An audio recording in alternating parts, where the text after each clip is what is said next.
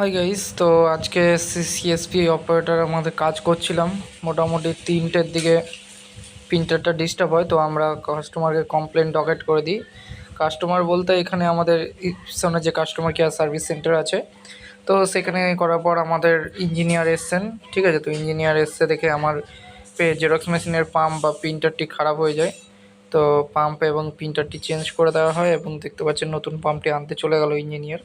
তো সাথে করে তারা নিয়ে এসেছিলো, তো তারা নতুন পাম্পটি ইনস্টল করে দেয় আর পুরোনো পাম্পটি নিয়ে চলে যায়। যেহেতু আমার প্রিন্টারটা এমসির মধ্যে ছিল, মানে ম্যানুফ্যাকচারিং ওয়ারেন্টির মধ্যে ছিল, তো তাই আর টেনশন করতে হয়নি। আমার চুপচাপ বসেই ছিলাম, কোনো পেমেন্ট লাগলো না। যে কোনো জিনিস ওয়ারেন্টির মধ্যে থাকলে ফটাফট কিন্তু সার্ভিস হয়ে যায়। এটি একটি গুড পয়েন্ট আমাদের সিএসপির ক্ষেত্রে। এবং দেখলাম প্রিন্টারটা সুন্দর প্রিন্ট করছে এবং স্মুথলি প্রিন্ট করছে। ইপসনের সার্ভিস মানে যতটা বলার যায় তার থেকেও ভালো। ঠিক আছে, সুন্দর সার্ভিস এবং একদম গুড কোয়ালিটি। আমরা সাইবার ক্যাফেতে ইউজ পরিমাণে একটা প্রিন্ট আউট ল্যামিনেশন এসব করি, তো প্রিন্টটা কিন্তু খুব জরুরি।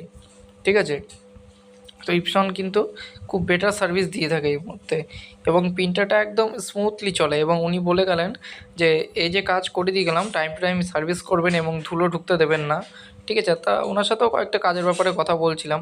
প্লাস উনি বললো যে এই পাম্পটা ইনস্টল করলাম, এই পাম্পটিতে সুন্দর দেখবেন এবার থেকে কাজ হবে। তো উনি পাম্পটিতে কালি বালি ফাটা ফোটা কিছু আছে কি না ইঞ্জিনিয়ারটা ভালোভাবে চেকিং করে নিচ্ছেন। তো তারপর আমি দেখলাম যে উনি আবার কালিটা রিফিল করলো, মানে পাম্প জানি ফাঁকা হাওয়া না ধরে সেই কারণেই।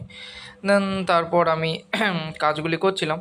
তারপর আবার সুন্দরভাবে সিস্টেমগুলো চালু হয়ে গেলো এবং পিনগুলো গুড কোয়ালিটি আসলো। বলছে এবার থেকে যাই পিন করুন, একটু সাবধানে করবেন, পরিষ্কার পরিচ্ছন্ন মেশিনটাকে রাখবেন। তাই এটাই বলি, ইপসন প্রিন্টিং একদম গুড কোয়ালিটি, মানে এর কোনো কম্প্রোমাইজ হবে না। এত সুন্দর সার্ভিস বলার বাইরে, হেভি হেভি সার্ভিস। দিয়ে আবার কি দাবিয়ে প্রিন্ট জেরক্স আবার শুরু করলাম, দেখে একদম স্মুথ। তাই বলবো ওয়ারেন্টিটা সবসময় যে কোনো মেশিনের উপরে করে রাখবেন। ঠিক আছে, ধন্যবাদ। দেখা হচ্ছে পরবর্তী নেক্সট ব্লগে রাধাকৃষ্ণ অনলাইন সাইবার ক্যাফে। ভালো থাকবেন, সুস্থ থাকবেন।